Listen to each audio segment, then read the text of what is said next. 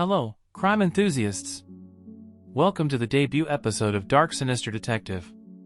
I'm Alden, your host, and today we're delving into a spine-chilling true crime story that has been hidden in the shadows of Philippine history. But before we dive in, make sure to hit that subscribe button and ring the notification bell so you won't miss out on our upcoming true crime content.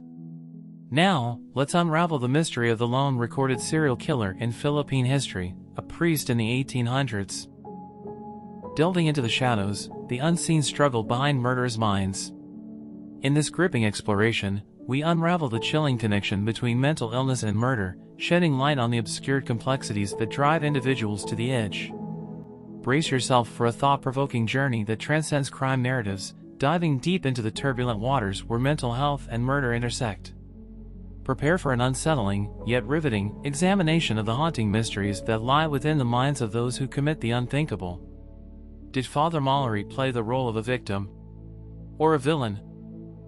Our story takes us back to the 1800s, a time of great historical significance in the Philippines. The nation was grappling with colonization, cultural shifts, and the influence of the church. Little did the people know, within the sanctity of faith, a dark secret was lurking.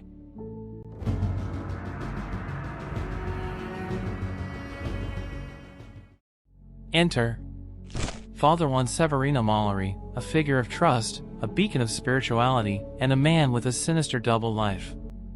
In the quiet corridors of the church, a series of heinous crimes unfolded, shattering the illusion of safety for the unsuspecting community. Father Juan Severino Mallory, the Filipino priest, hailed from a Kapampangan family with a long history of supporting their local church. Following his pursuit of philosophy and theology at the University of Santo Tomas, Mallory embraced the priesthood, receiving ordination in 1809. He served as the coadjutor in Gapong, Lubao, and Bacolor. Driven by ambition, Mallory sought the role of parish priest 3 times consecutively, first in Arani, then in Mariveles, Bataan, and finally in Lubao. Despite being shortlisted on all occasions, he remained unsuccessful. His attempt to secure the sacristanship of the port of Cavite also ended in rejection. However, Mallory's persistence paid off, and in 1812, he secured the coveted pastorship of San Bartolome Parish in Magalang, Pampanga. During his tenure, he showcased his creative flair. A self-taught calligraphy artist, Mallory would escape the routine of his duties by adorning his annual reports, also known as Plains to Almas, with intricate drawings of flowery vines and cherubic angels. It raises questions about how the hands of such a gentle artist could later be associated with the alleged atrocities he committed. Perhaps, in the twisted perspective of a serial killer, such acts are considered a form of art. The crimes committed by Father Mallory were nothing short of horrifying. With a twisted pattern, he preyed on the vulnerable, leaving a trail of fear and despair. In 1810, a series of mysterious murders unfolded in Pampanga, Philippines. Gradually, lifeless bodies emerged one by one in the colonial-era town of Magalang. Both Spaniards and Filipinos were engulfed in waves of curiosity mixed with concerned furrowed brows and chilling fear. The reason behind these events remained unknown. While such occurrences are common themes in contemporary mysteries and thrillers, they were entirely unheard of for the residents of the area during that period. As authorities delved into the investigation, they faced obstacles and secrecy, given the influence of the church during that time. The unfolding events eventually led to a revelation that would expose the dark secrets hidden behind the sacred walls.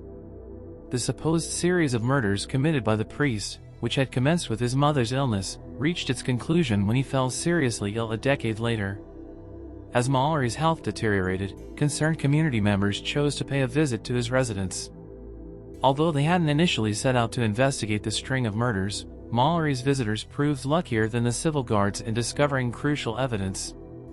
Consequently, the truth surrounding the distressing deaths in Magalang started to unfold.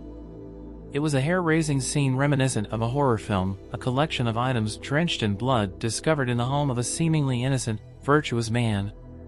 In an instant, the enigma surrounding the past decades of mysterious murders started to unravel.